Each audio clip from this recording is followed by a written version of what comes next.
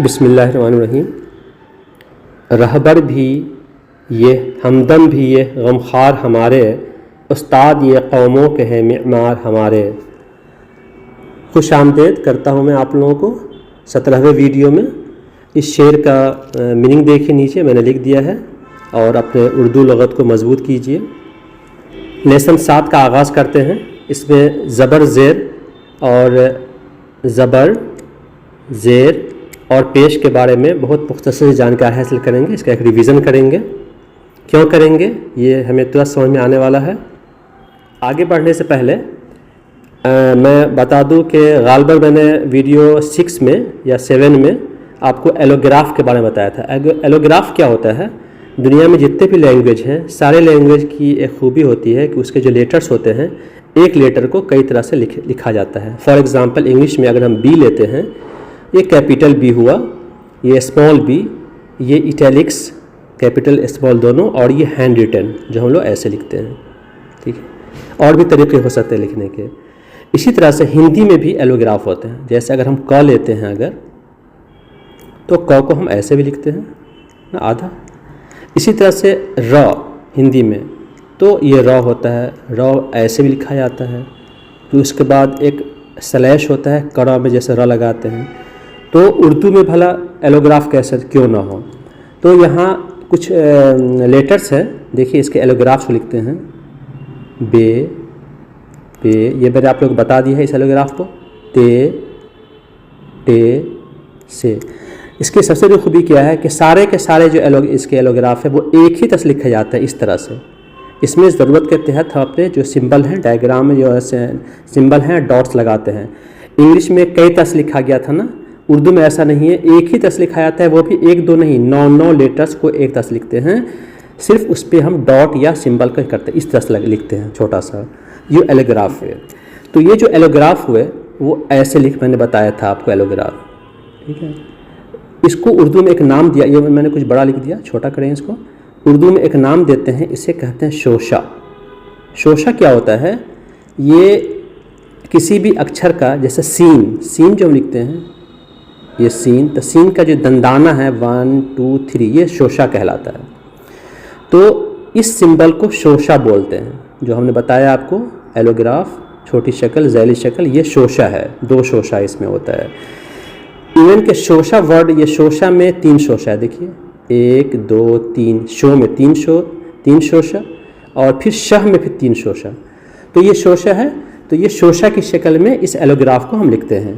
ठीक है, आगे बढ़ते हैं। आइए अब ये देखते हैं कि ज़बर ज़ेर पेश का जानना इतना ज़रूरी क्यों है। देखिए यहाँ मैं आपको एक उर्दू का लेटर लिख रहा हूँ, सीन। आप लोग जानते होंगे, 3 जगह लिखूँगा मैं इसको। ठीक है,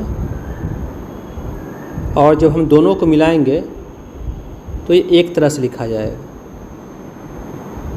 अब ये बताइए कि ये क्या लिखा हुआ है, ये क्या लिखा हुआ है, ये क्या लिखा हुआ है। फिलवक्त बताना मुश्किल है, लेकिन जब अगर हम इस पर सीन पर एक डायक्रिटिक ज़बर दे देते हैं तो ये हो जाता है सर। सारा सर मतलब होता है जनाब, जो हम लोग इंग्लिश में बोलते हैं। अब इसको क्या पढ़ेंगे? क्या इसको हम सी पढ़ सकते हैं, सिर पढ़ सकते हैं?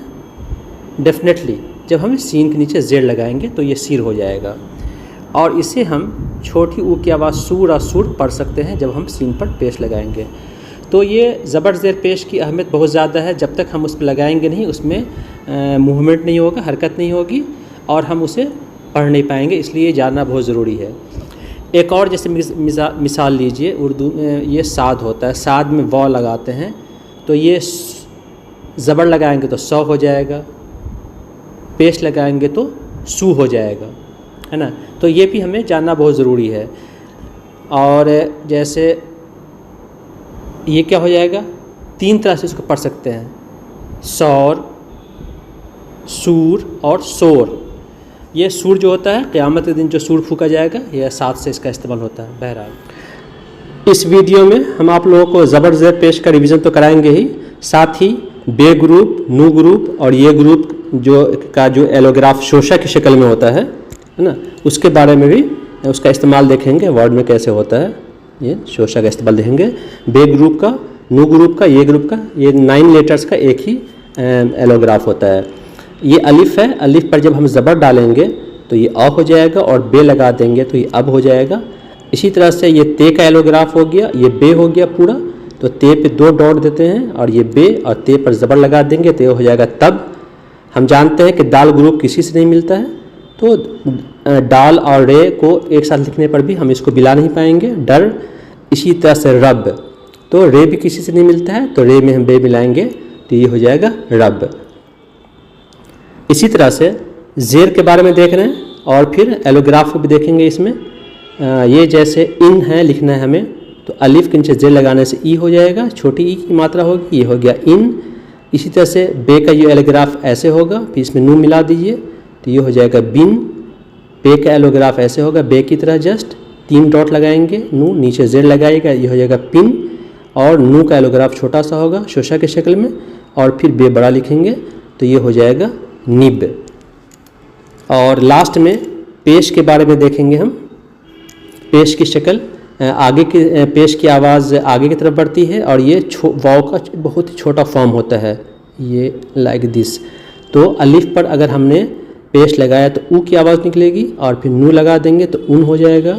बे का एलोग्राफ लेते हैं छोटा और इस पर पेश लगाएंगे तो बू और फिर नू लगा देंगे तो बुन हो जाएगा, जस्ट लाइक हिंदी, जैसे बू के बाद ना लग गया तो बुन हो गया। इसी तरह से चे जो है ऐसे लिखा जाता है, लेकिन चे का एलोग्राफ यहीं तक लिखा जाएगा, चे, और फिर ये पे हो जाएगा, चे का 3 डॉट, पे का 3 डॉट, तो ये हो जाएगा चुप। और रे आने वाले लेटर्स नहीं मिलता है तो रे पर पेश मिलाने से रू, और ये हो जाएगा ते, तो ये हो जाएगा रुत। तो इस तरह से हम लोगों ने देखा।